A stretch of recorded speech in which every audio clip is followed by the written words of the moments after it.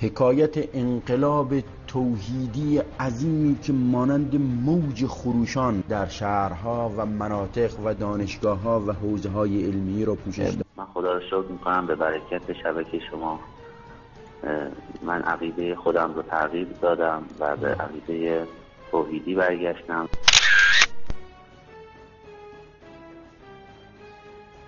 با سلام و درود به شما عزیزان.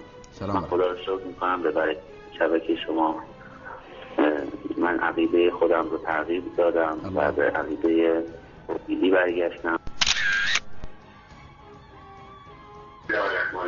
بفرمایید. سلام و درود به شما عزیزان. من خدا رو شکر می‌کنم به برکت شبکه شما. من عقیده خودم رو تغییر دادم و به عقیده توحیدی برگشتم.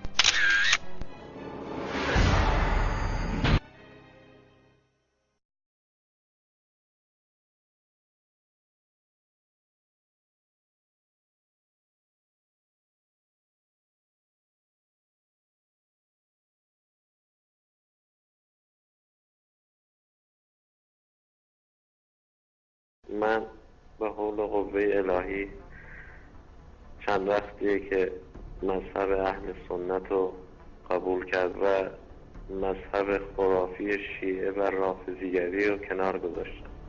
خدا هزار مرتبه شکر. اشهد ان لا اله الا الله و اشهد ان محمدا رسول الله.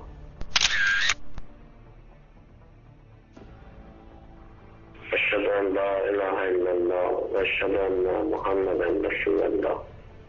مبارک باشد انشاءالله که خداوند به شما استقامت هم نصیب بکنه آقای عرفان. اشهد ان لا اله الا الله و اشهد ان محمدا رسول الله. شکر خدا رو ما هم میگیم.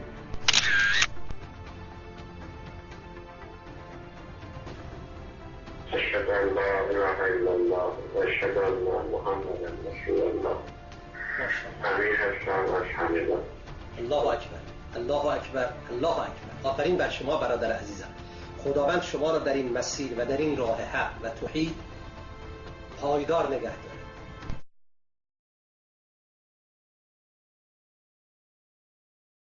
يا أخي عندنا والله رجال أعمال المليون بالنسبة لهم والله لا يشكل شيء. يا إخوة هذا فن في الدعوة، فرصة عظيمة جدا جدا جدا، مبلغ بسيط يشغل قناة 4 سنوات.